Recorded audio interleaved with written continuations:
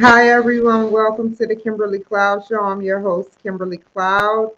Wow, I seriously wanted to talk about some things for a second, like the Now Network. I wanted to tell them that these are some of many. I'm supposed to have a lot of things planned for my producer stage to catapult it to the next level. I forgot to hashtag everyone.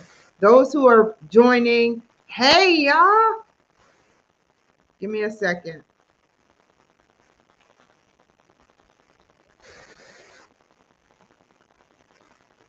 But my producer, you see my background, it's not bad, but I want to change my background. In the virtual background, I would like to say big shout out to the Now Network, but the virtual background isn't going to be suitable for what I have to come. So this is one of my first um many videos that I have with the Now Network. And I wanted to give a big shout out to you guys because this is going to be the intro to it. The intro meaning big shout out to Renee, big shout out to Selena. You know, you guys rock. Thank you. Thank you. And I wanted to go and let you all know about my education. I have what you call the Kimberly Cloud Talk Show. This talk show will be distributed upon millions, 360 million people will be watching my show. So I am happy. I am excited. I know it's an overload going on my algorithms, but I have some people I wanted to give a shout out before I get started about my credentials. And I hopefully I can remember what I was going to say next. I'm not looking or anything. This is straight from the mind of Kimberly Cloud. So big shout out to Mark Zuckerberg. Big shout out to Elon Musk. Big shout out to Damon John. Big shout out to all those people I came across with. Now, the first person that gave me my first big break was uh, Facebook first, and then Damon John second. Because without Facebook, I would have never found Damon John virtually. So I am so happy that I signed up for Damon John class. I am so happy that I got a 3 minute goofy conversation. It wasn't him, it was me, getting used to talking to celebrities. But out of all the people, this is my story, my Christian story. Out of all the people that he chose, I mean, they chose somebody that was staying at a Philadelphia, Pennsylvania shelter, a bad shelter. I think it was Northeast I was at. And I was outside, doing what I do. And I was on listening to him and I kept liking. I just kept hitting the like button. I'm like, notice me, Damon John, notice me. It's like 3 million plus people on there. It's jamming. People coming, people going. I'm pressing the like button. Like, and finally, he chooses me. And we talked and he gave me some good sound advice, but you know, life happens. Life happens.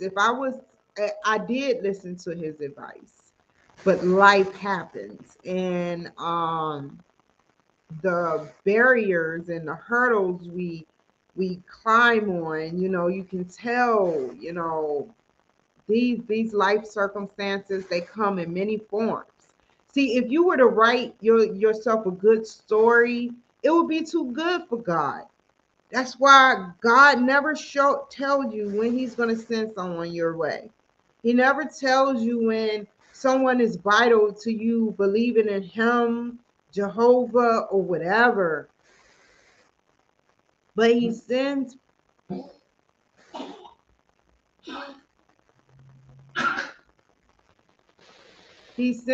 people your way. He sends people your way. Sorry, my dog, he has a coughing issue, and I plan on getting him some medication today. So he put people in your way, he put hurdles in your way, he put things in your way. And it's like, what do you do? It's like, that's why we learn algebra. That's why we learn chemistry. That's why we learn the elements of the periodic table.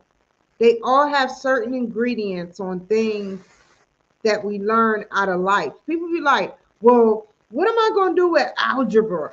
What am I going to do with algebra? Well, what you can do with algebra is you can sit up there and you can find a formula for the future of your future. So big to rewind back to the Now Network, big shout out to them. Big shout out to all of you guys. And in 10 days, 10 days in the present, this is the present time, 11 days in the past. Or you can say, we can break it down like this: 10 days and 9 hours or 10 hours. Or you can say 11 days in the future, which is in Europe time. Or you can say, well, no, 11 days in the past, 10 days in the present, and 9 days in the future. My show will be playing on the platform. I am so happy.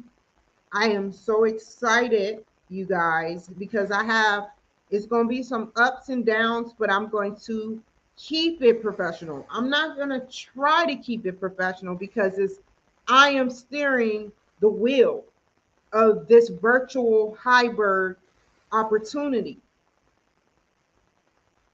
I spoke with I spoke with people from LinkedIn. I spoke with people from YouTube. I spoke with people from Twitch, Twitter, Facebook.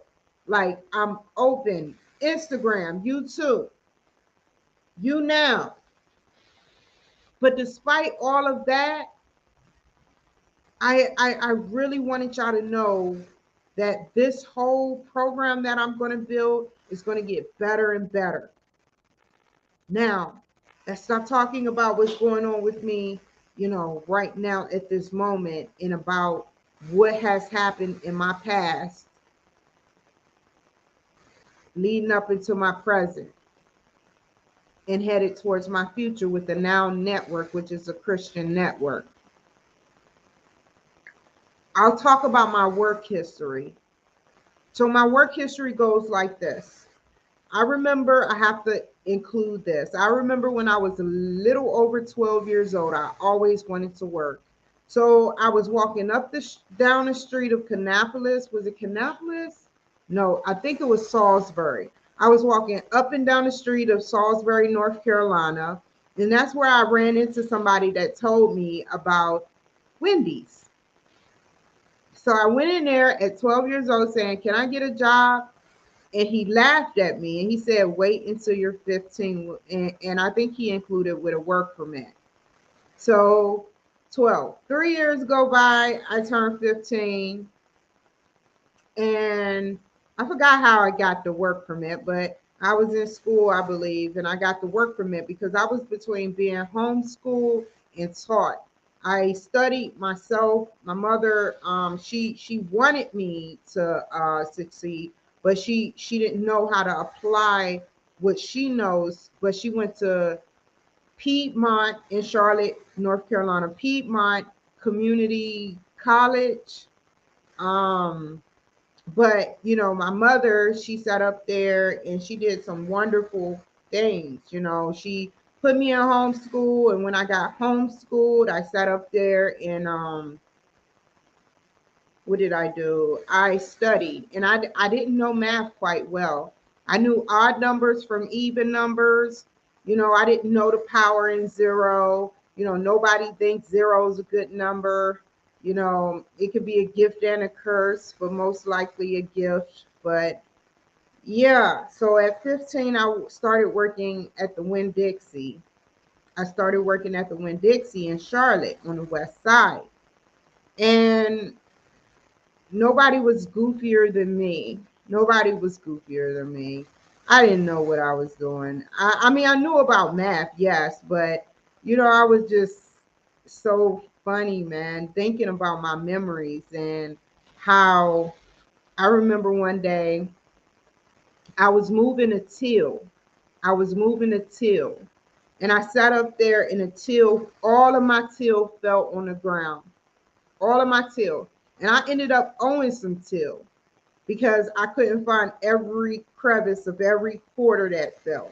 And all the quarters fell out. All the dimes fell out. All the nickels fell out. All the pennies fell out. That was embarrassing. And then I remember a time where we didn't have to ask, do you want a bag? Basically, that is code for you have to pay for a bag.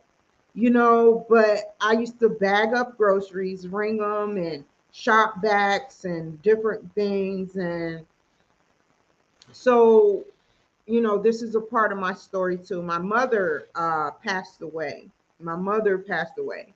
And when my mother passed away, we moved up. I'm just going to keep it short and brief. We moved back up to Washington, D.C., because I was born in Washington, D.C. And when I moved up there, I sat up there and I was like, okay, I'm okay with that. And, I experienced heartache and pain and a lot of tough issues. And the military don't just choose anybody, whether they start off slow and easy and work their way to rough or not. But they chose me, a dingy person who, was goofy and misunderstood. So, then the story really started. I sat up there and got into the military. I remember nights where now I know y'all gonna be like, she's a bully, but I used to be trying to get some sleep. I wanna let you see exactly what I've been through. So I used to try to go to sleep around 8, 9 o'clock, and you got 5 women just yapping about talking junk about the military right in my ear. Yip yippity, and we're in the barracks. And I'm like, go to bed. I couldn't help myself. Oh man, it was so funny. Or how about the memory, right? I have a wonderful memory for you guys. We used to take the flashlights, right? They had this green flashlight. It looked like an inspector, a big old Inspector Gadget thing that changes color.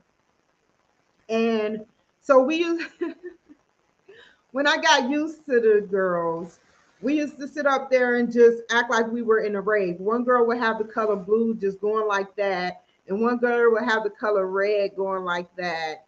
And one day we were making so much noise, and this is where we learned. That's why they never got onto the what is it? The radio frequency. They never got onto the radio frequency. But that night we were like, what if they can hit for some reason? Somebody, I don't know if it was me or the other girls, we were like, what if they can hear us? Somebody got on the intercom, the radio mic, and was like, go to bed. We were like, what?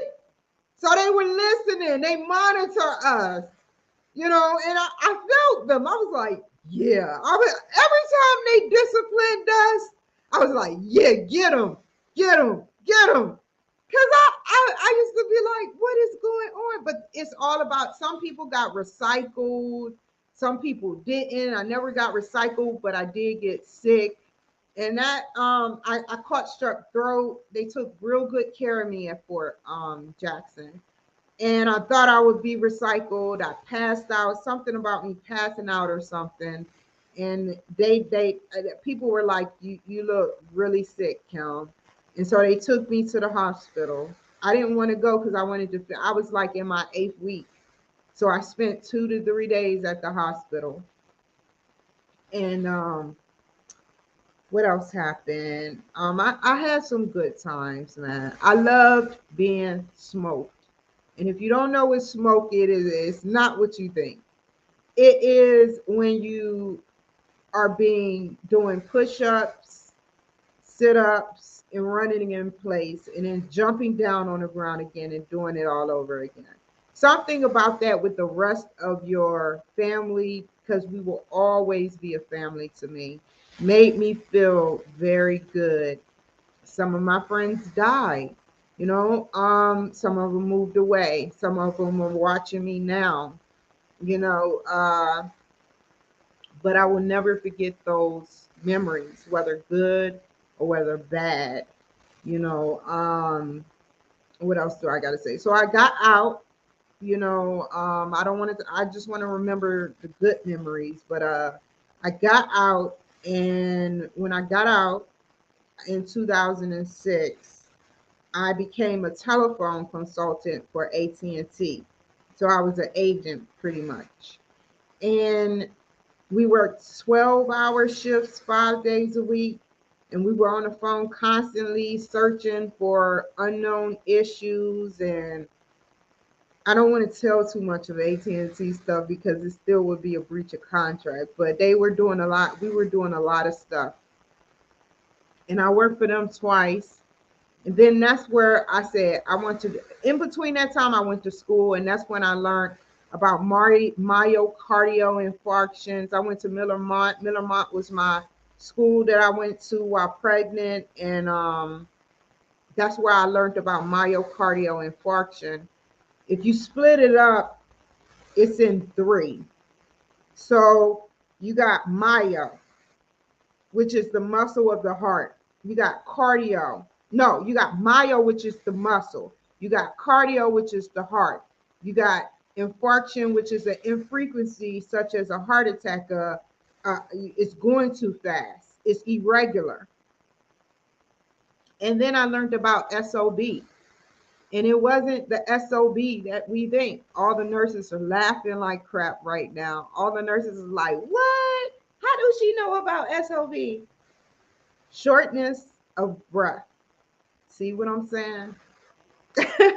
So anyway, I learned in Middlemont, and then after 2008, I went to Hawaii, and I went to Hawaii Pacific University, and I was at the Hickam Air Force Base there.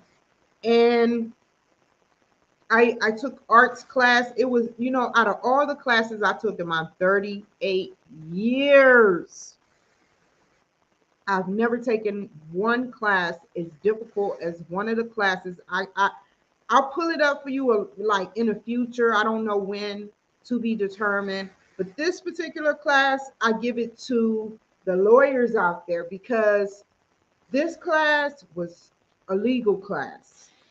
And I was majoring in sociology or something. And it was very difficult. I had to switch it. All I did was read infrequent but technical wording and verbiage. And I learned as much as I can. It was a blast taking my son to the tea ceremony there. It was a Japanese tea ceremony. And they were dressed up so beautifully in their pink little gowns with their little flip flops on, and a big tea kettle in a condensed room with my child, me, and a couple of other classmates from school. I've taken him to plenty of museums. I kept him out of trouble as much as I could while I was with him. And we left Hawaii and we went back. And then I'm just talking about the good parts because this is for the Now Network. So after we left Hawaii, it was such a culture shock to see so many wonderful, beautiful Hawaiians out there. I never had a problem in Hawaii. I was always out. The people were always nice. I had no issues. I could walk down the street. Oh, I forgot to tell you what happened. So, I was pregnant with my second child, and I was craving. I was 5 months. I had to be about 5 or 6 months. And I was craving some French fries. So my dumb tail goes and cuts on the stove all the way to hot, right? This is some weird stuff. And then I said, well, let me go to McDonald's, right? This shows how weird the weird stuff happened. And my husband and my child was in the back room. And I said to myself, well, and I forgot. That's the key word. And God knows I forgot. I turned it on and I went to McDonald's, and we were right up the street on near California Avenue. Y'all guys know it if you were on Oahu, near Mililani. And the fire, I could see it from where I was. The fire, as I'm leaving McDonald's, the fireman is going the other way. I said, "What is this?" I said, "OMG. I've never done that before in my entire life. Left a stove on. That's how craving of French fries or McDonald's I was. McDonald's popped in my head instead of getting some sort of French fries out of the freezer. I wanted to go out. Something told me to go out, but it was the wrong time. But I'm a night owl and I'm a day owl too. It just depends on what time God wants me to sleep. And so I'm rushing back home, and I just said, whoa, this is crazy, man. We lost everything in that fire. I had everything from a computer to a TV, everything. And when they investigated, they knew it came from the pan. And I told them I was sorry. That's all I could say, man. Like, seriously. And so when we moved from Hawaii, to I got to Baltimore. I was in Illinois, but that's where me and my husband split up, but we weren't divorced yet. And I moved to Baltimore. So when I moved to Baltimore, I sat up there, and I remember getting to Baltimore and having to catch the train to Baltimore City, where in Baltimore City it is dangerous. I'm walking all the way downtown by the VA. What avenue is that? Baltimore Street. I'm directly on Baltimore Street, walking in the middle of the night once again in Baltimore Street by myself with the luggage. Men out on the corner like, "Hey, baby." And I'm like, "Oh, here we go with this crap." I'm like, just play crazy. Just play crazy. And just keep walking, ignore them. Just don't even make eye contact. And so here I go, walking, walking, walking. And after I get to my destination, I don't even remember my destination. I by luck, let me show you how my story goes. By luck, I made it to Our Daily Bread.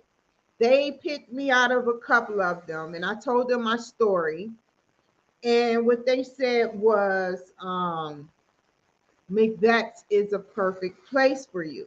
So I went to McVett's, and I spent 3 years there, and I was working on a plan. They have a great system there. I may not have gotten along with some people, but they have a great system. I would never bash them because, despite everything, things happen, and I understand that. I forgive you. But they were a great place, like I never had no problems with Jeffrey Kendricks. I never had no problems with certain people. And Jeffrey Kendricks is a part of McVett's. He's always on TV. He's always talking. I remember his Jeep. I remember the dead bird that I seen. And I remember actually dreaming about this particular building before I got there. I just kept seeing brick buildings in my dreams.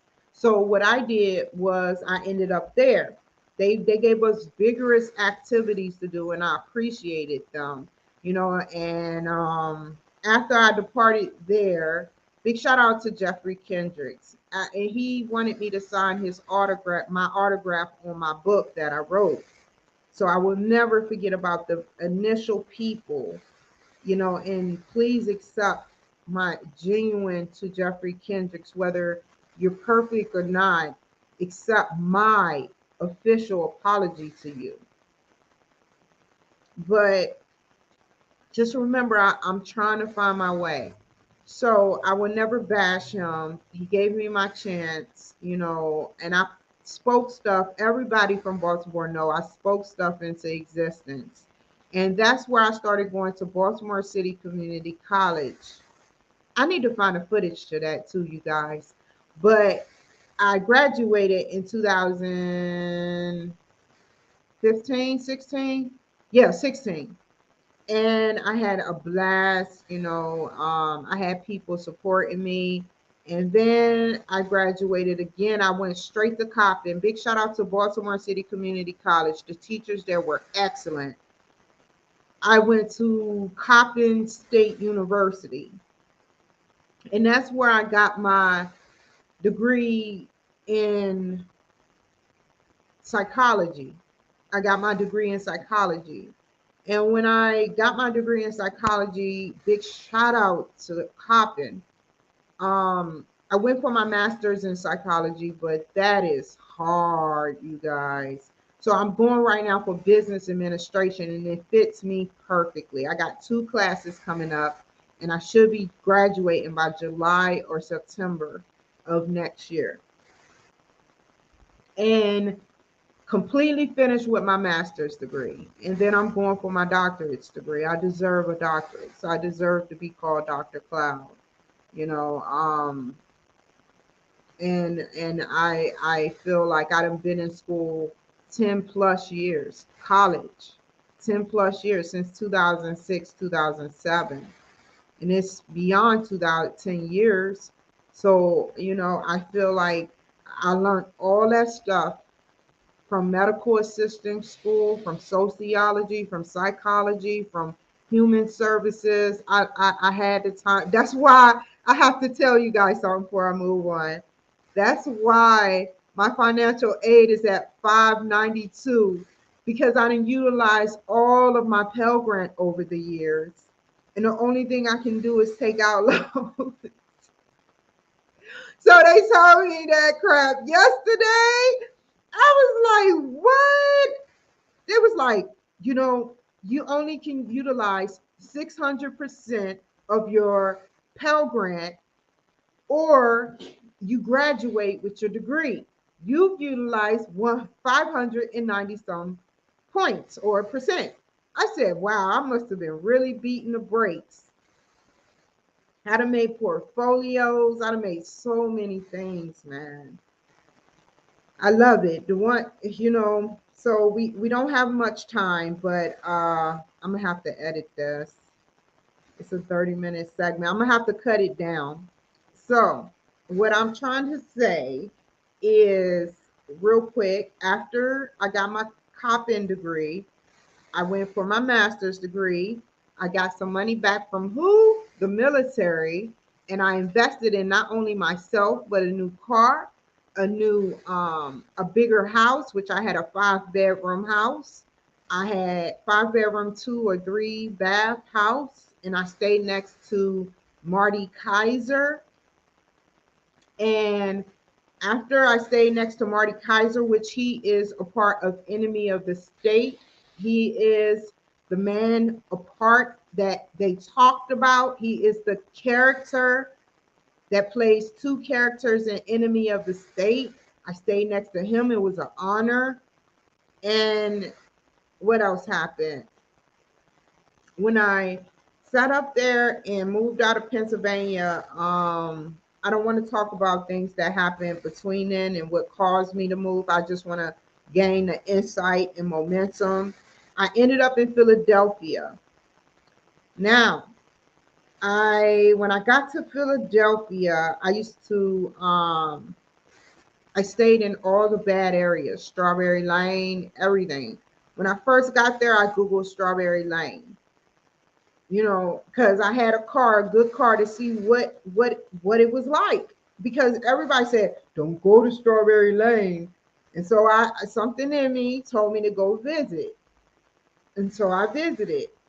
And before I visited, I didn't even have to visit. I went through Strawberry Lane to get to the VA because I was homeless. And I went to the VA and some crazy stuff happened. I don't want to talk about that, but I ended up moving. I went to the museum, the African American Museum, and I had a blast there. And I learned my lesson. And so after that, I moved to California with only $70, a plane ticket, and a hotel ticket in my pocket. So I flew over there very quickly.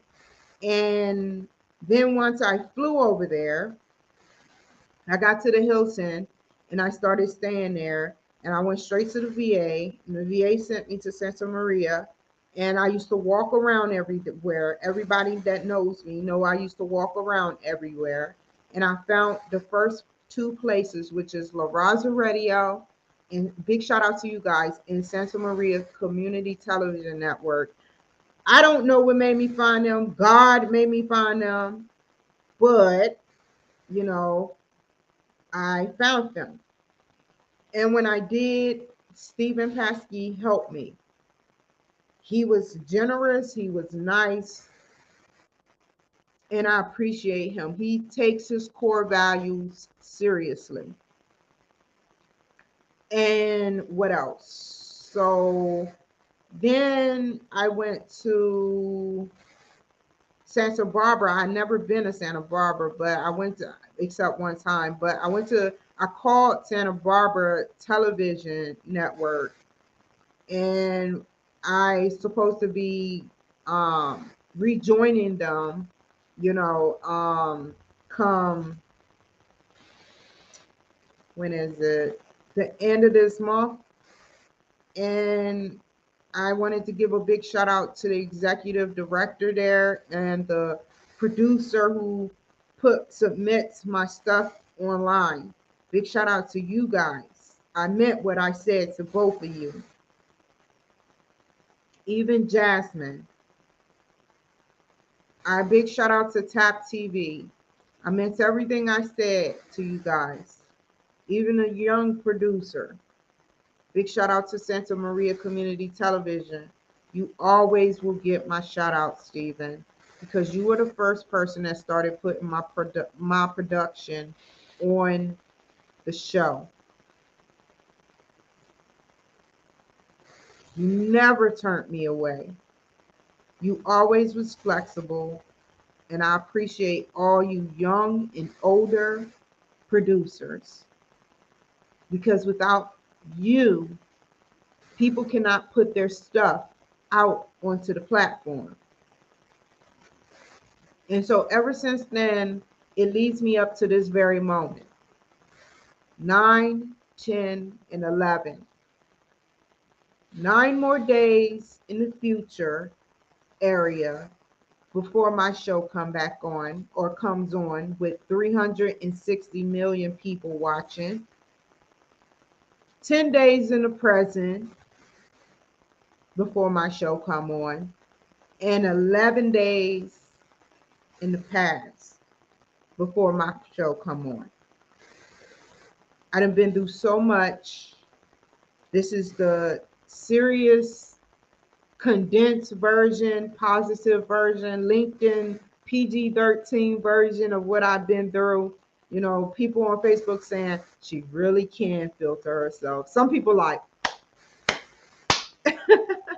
but I'm like, My hat, all of you guys out there, I salute you.